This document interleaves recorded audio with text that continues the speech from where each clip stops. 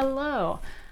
So it's been a while since I've sat down to do one of these reviews because I pre-recorded quite a few of the reviews and I've just ran dry of those. But I'm really glad that I did because I ended up getting a pretty bad poison ivy rash from a trip that I took to North Carolina. It's still kind of here. It's a lot less gross than it was, so I feel a little bit more comfortable with it being on camera. But yeah, it was, so I apologize for any remaining grossness, but we're going with it because I need to record another review. What a weird way to start out this video. Hi, I'm Sarah Freshly and welcome to Freshly Read Books. So today we are talking about An Island, which I think is the 10th book review on this channel for the Booker 2021 long list. At this point, we do know that An Island did not make it to the shortlist, but we're still talking about all the books on the long list, so we'll talk about it nonetheless. And also, I'm kind of excited to talk about this one because it was an indie published book from a very small publisher, and it was probably the most surprising to see on the list. No one had heard of it. Not that I know of anyways. I didn't see anyone that had heard of it before it was put on the long list. And now it's here and everybody's reading it. And it was really hard to get a hold of. In fact, I ended up giving away my copy because I was able to get a copy. It took a while, but I got one. Also, sorry for any yard work you hear because I can't tell if they're getting closer or further away. I thought that they were going, but now it seems like they're coming back. And I don't know. This is the winner of the book, and thank you for being so lovely. I got your thank you letter. I'm assuming you're watching this video because I know that you've read An Island because I saw on Instagram. Also, you should definitely follow her Instagram because it's really great. Okay, anyways, so this review is going to be mostly spoiler free. I'm gonna have one tiny section where I talk about a spoiler. I will warn you before I get there, and then you can just skip to the next timestamp and continue on without being spoiled. So let's start with the synopsis. So this book is set on an island with our main character, Samuel, who, is it Samuel or Samuel? I'm pretty sure it's Samuel, but now I'm not positive.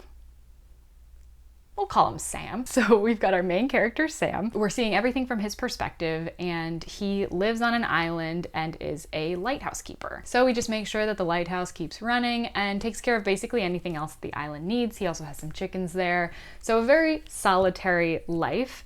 And as the story progresses through flashbacks and like memories of his, you see what his past was like, that he used to be quite the advocate, fighting for freedom, especially fighting against this idea of a dictatorship in whatever country he lives in. We know that it's Africa, but it's an unnamed African country that this takes place in. And watching an interview with Jennings, the author, it sounds like that was very much intentional, and she didn't want to be trying to display a certain country in a very specific way, but instead wanted to say something a bit grander, which I think that she did a pretty good job of. So Sam's on this island, but every once in a while he does get bodies that wash up on his shores, refugees that are trying to escape their own country. And at the beginning of the story, there's a body that washes up that is a man that is not dead. So he's basically barely clinging to life, and Sam gives him like food and takes him inside, and the man ends up recovering. And then the story is just kind of about Sam being on this island with the addition of a man who doesn't speak the same language as him.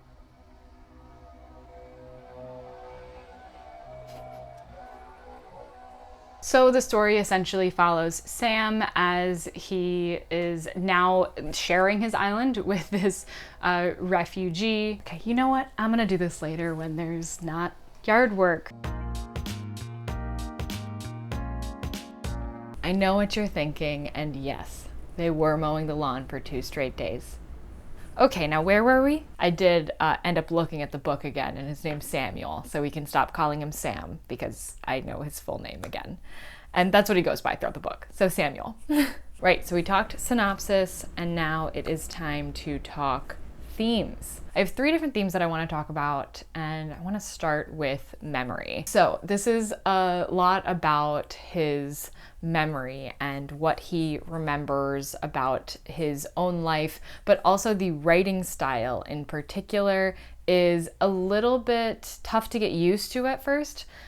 And I think that that's I don't want to say complaint that I've heard a lot, because I think some people kind of liked it, some people didn't really like it, but it was just a feature, I guess, of the book, in that basically there's no real clear start to when it begins talking about some memory that Samuel has versus what's happening in real life. But the cool thing that Karen Jennings does is everything that's happening in the current time is told in such mundane detail, like every picking up a pot and pouring the contents into something else, and like every chop of a vegetable, and like there's so much detail put into every little bit that's in the current day, whereas the memories are much more fast-paced, what's happening in them, and it can cover a much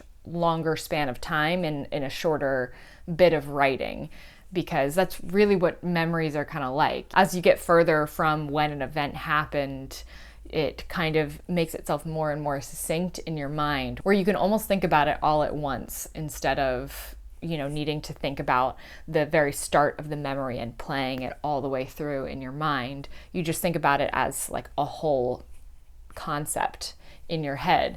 And so I think that that's kind of what Karen Jennings was going for, at least like that's the way to differentiate when something is currently happening versus when it's a memory of Samuel's.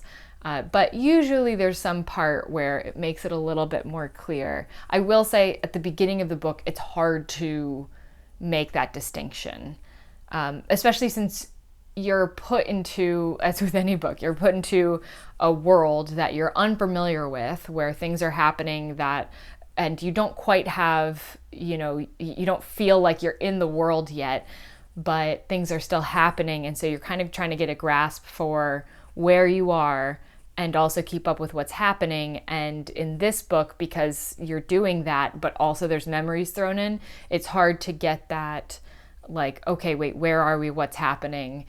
Down in your head before the memories start, and you're not quite sure, like, oh, did he find this guy today? Did he also find 2 other bodies, like dead bodies today? So it's a bit tough at first, but I think as the story progresses and as you get more used to what is his current world, then it gets easier to keep up with, I guess, as the story goes on. And I think that you're meant to kind of feel that way as well, because I think that Samuel starts to feel that way, especially because he's just alone on this island, and then this refugee washes up on his shores, and he's kind of forced to start remembering a lot of things that he went through in the past. There's a quote that's, "He could not shake his dreaming. He was still in prison within its walls, yet despite the time he had spent there, he was left with no more than a scattering of memories." So he was in prison for years and years and years. I feel like it was like close to 20 years, but I can't remember specifically. He was there for a long time though. And he just has like short little memories of it, but they keep coming back to him, and he keeps feeling like he's still there, which kind of rolls right into the second theme that I wanted to talk about, which is, of course, a theme of isolation. I think that even reading about the synopsis of the book, you know that it's going to be about isolation. Samuel is living on an island alone. The cover of the book is a face as an island. Basically saying that this man really is an island on his own. And as you learn more about what he went through, it seems like he's always kind of been a little bit of that in his life, particularly while he was in the prison, as he was tortured to give up information and he would give up as much information as he had. And then the other people that were also in the prison didn't like him very much because of that, and they all left him alone. They didn't want to say anything around him that he would later tell to like the authority figures. And so he would go like days and days without talking to people until he would be like interrogated again. So he was really an island even when he was around people. And then he gets out and he's like, I'm not ready for all this, and ends up going to live on an island secluded from people. And then of course one day a refugee washes up to his little island, his little land that is his alone, and that he has complete control over, really. And Kieran talks about this point as well in his video, Kieran of Katie Books, the Booker boy himself, about how Samuel's kind of like the dictator of his own island. Like he's in charge, he's the ruler, he's the leader because he's the only one there, which is a really fascinating thing because Samuel was fighting against this idea of a dictatorship in whatever the unnamed African country that he's from. And I guess technically still is in. It's hard to, the island doesn't feel like it's a part of the country because it feels really like it is on its own, and Samuel is in charge of it. He's the ruler of this tiny island.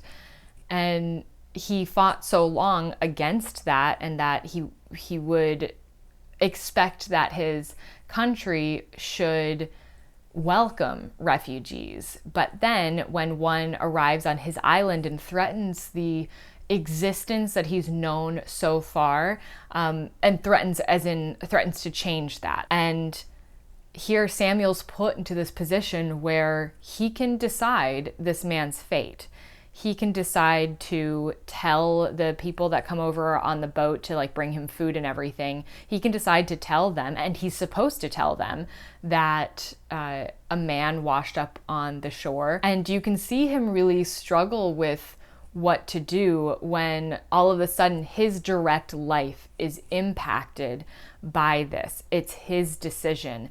And he really just wants to continue to live this very small existence that he has. He barely even tries to learn the man's name. He gives up almost instantly when the man is trying to tell him how to pronounce it. And even though technically he did kind of save this man's life, he really just dragged him inside because he felt like that was the only humane thing to do. And he gave him some of his food, but because you're in Samuel's head, you know that he's thinking like, oh great, this means less food for me. This means that I have to share my resources with him. And it's funny to see like this large scale debate that goes on like in every country about whether or not we should take in refugees, and being like, well, they'll be taking part of our food and they'll be taking half of our blankets, which I guess in the analogy would be like houses. And can we really share this with them? And you see Samuel struggle through making this decision, and without even really thinking of himself as making a specific decision, but he just kind of allows this man to stay, but it's almost as if he's looking for a reason to distrust him. Like, it's not like he's come to this island, this man, this refugee, and all of a sudden he's equal to Samuel. It's like he's come and he's lesser, and he should be watched very carefully, because what if he has malintent? What if he wants to come and take over Samuel's island?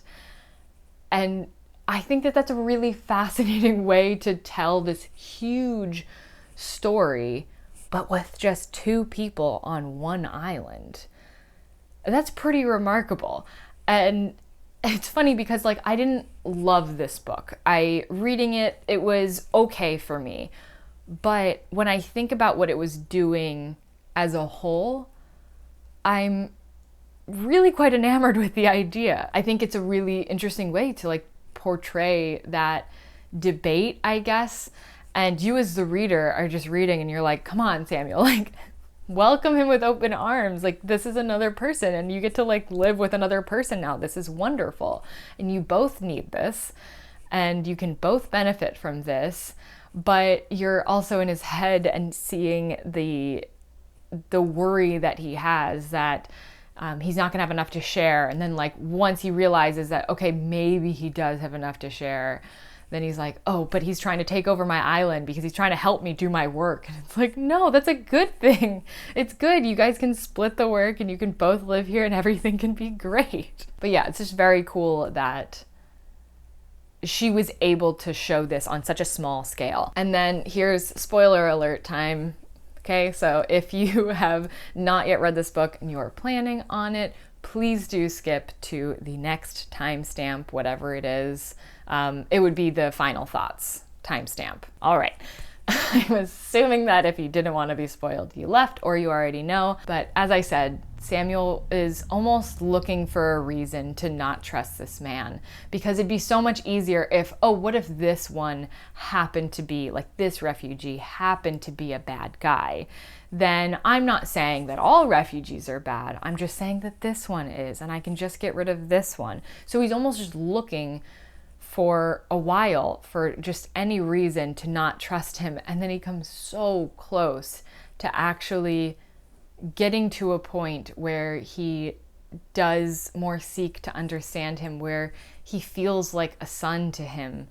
And then, of course, the thing with the chickens happens, where one of Samuel's favorite chickens is beaten up by the other chickens. And usually Samuel has to keep that chicken separate, but the other man didn't know that. And so this poor chicken gets really beat up by the others and is not going to make it. It's pretty clear that really at this point the chicken's suffering, and so the refugee ends the chicken's life, ends the suffering, and the man, Samuel, he can't take it anymore, and he ends up killing this man, this refugee. At first, before I really thought about what the whole story was doing, because it wasn't until I reached the end of the book, until I was done reading it and was just reflecting back on it, and particularly it helped one of the interviews that I watched, which I will link below, and watching Kieran's review as well. It wasn't until afterwards that I really realized what the book was portraying, and I was really annoyed when I got to the end and he ends up killing this man, because I was so happy that it was finally working out.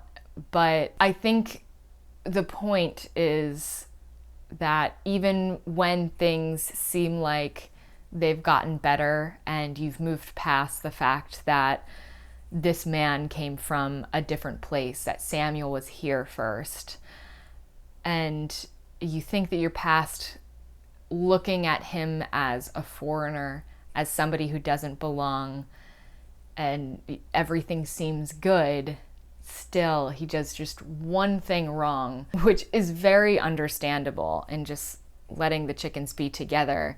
And Samuel so quickly transitions to this man has to go. And so you know that even still, there was a part of him that saw this man as different, as other, as an outsider into his world, as somebody who threatens the safety of his world, the routine that he's built up, and he is definitely a man of routines. It's really heartbreaking, but realistic, I guess. It's rough. I did not enjoy reading that part, but I understand why it ended that way. Okay, final thoughts. So I guess first, do I recommend this book? Do the frog and I recommend this book? And yes, I do. I didn't think I was going to until I was like done with the book. Or I guess I was on the fence about it. It was one of those books where the more I thought about it, the more I thought, you know what, this book is doing something different and unique or at least different than anything that I have read. And it's doing it in a pretty good way. I do think that the writing, it wasn't totally up my alley, but, and the storytelling in general, like I wasn't fully for it, but I don't think it's like too difficult of a read. And the general message of it, I keep reflecting on it, and I keep seeing different examples of what the point of the book is, I guess, in different areas. Like I'll remember a certain part and think, oh my gosh, that plays so well into what I think Karen Jennings was going for. And I think that a book that does that to you is a book that's worth reading. So yes, I do recommend this book. So yeah, that was my thoughts on the book. I think that I've touched on everything that I wanted to. If you have read this book, then please do let me know what you thought of it. And hopefully more people have been able to get their hands on it at this point. And yeah, that's it. That's it. Why am I so bad at ending videos? I cut out most of my struggle typically for ending videos, but I just keep going, yeah, I guess that's it, over and over. Like I'm trying to convince myself that I did in fact film this video and I'm ready to end it. So now you know that that's what happens at the end of all of these. Anyways, I hope that you enjoyed this video, and if you did, please do consider subscribing, and I will see you in the next one. Bye.